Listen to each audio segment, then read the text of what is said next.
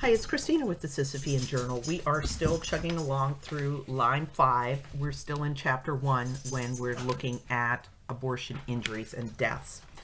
And this section of chapter 1 is devoted to hemorrhage. And what I want you to keep in mind, and I provide a link to the article below, you follow the link to the companion blog post. Clear back in 1983, the Centers for Disease Control said that, quote, deaths from hemorrhage associated with legal induced abortion should not occur. And in every hemorrhage death they investigated, quote, lack of adequate postoperative monitoring or treatment of hemorrhagic shock was a factor in the woman's death.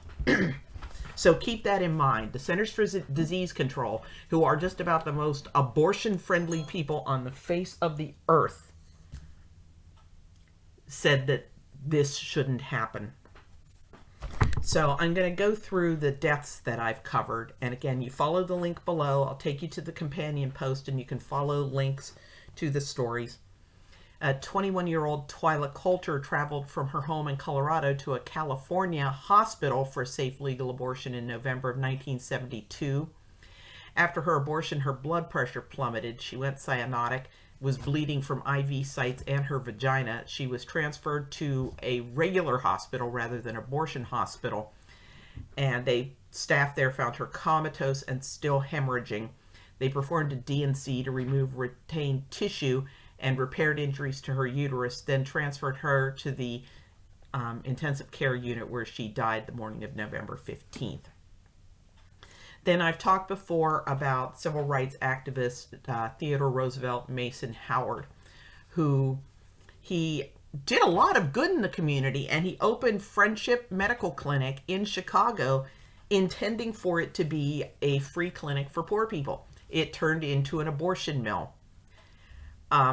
Dorothy Brown was 37 when she underwent an abortion there in August of 1974, and within hours she was dead from hemorrhage at a nearby hospital.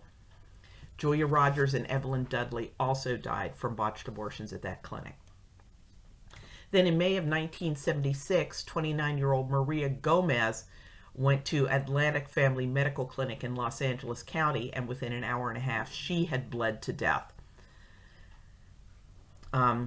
Dr. John Blodgett, who performed the abortion, said that she must have bled to death from an old cervical cut, but the autopsy found that Maria's lacerated and gashed uterus still contained the severed head of her unborn baby, and there was more than a quart of blood pooled in her abdomen. The lacerations hadn't been sutured. Blodgett had just stuffed her vagina with gauze. Mary Paredes was 26 years old when she went to San Jose Hospital in 1977. Her uterus was perforated during the procedure and she started to hemorrhage. Less than 7 hours later, she was dead. And the autopsy found 2,500 cubic centimeters of blood in her abdomen. Then Lucretia Jackson was 12 weeks pregnant when she went to Dr. Robert Gardner for an abortion at Reproductive Services in Dallas in 1977. She started hemorrhaging, and Gardner didn't have blood on hand, so he tried to give her a transfusion of his own blood, which was an incompatible type. He called an ambulance service that was only allowed to do routine transfers, not emergency services, without telling them this was an emergency. When they got there, they're like, okay, even though we're not an emergency service, scoop and go, we're taking her to the hospital. And she died at the hospital that day. Now, Gardner wanted the body released without an autopsy, but another doctor at the hospital asked for an inquiry. The autopsy found at least 2 liters of blood and a ragged perforation in her uterus. She just bled out. And 17-year-old Jennifer Sudduth went to Frank Robinson in 1982 for an abortion. She bled heavily on the way home. There is, the cops really botched the investigation into this because the boyfriend said he'd been trying to contact Robinson and was told, get a grip, it's not that bad. but his phone records indicate that he dragged ass about calling the clinic. Nevertheless, they shouldn't have sent her home hemorrhaging. She did bleed to death. And for some reason, even though Robinson was acquitted, the state of California counted her as an illegal abortion death. Now, Latachi Veal was 17 when she went to Houston's West Loop Clinic in 1991. Star doctor of the National Abortion Federation, Robert Dale Crisp, performed her second trimester abortion. Latachi bled heavily and asked for help, but staff told her this was normal and sent her home.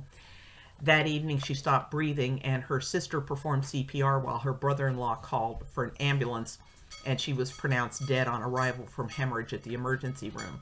Now, interestingly enough, Latachi's death was reported to the Texas Department of Health.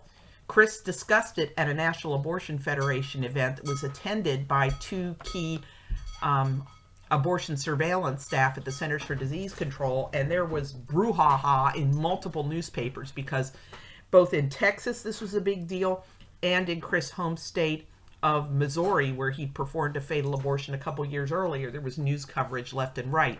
But the CDC did not count any abortion deaths for 1991 of Latachi's race and age range. Then we have the woman that Crutcher calls Lisa in the book. Other pro-life sources that had existed before we wrote Lyme 5 called her Jane Doe of Newark, so that's what I call her on the blog. She went to Stephen Berkman at Metropolitan Medical Associates in New Jersey in 1993.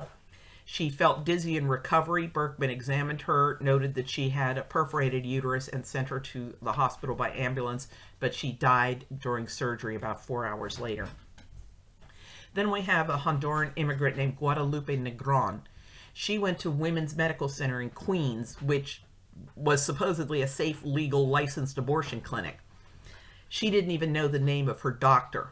He had originally been named Elias Bonroji, but he got in so much trouble for being such a quack that he decided to change his name to David Benjamin to kind of cover his tracks.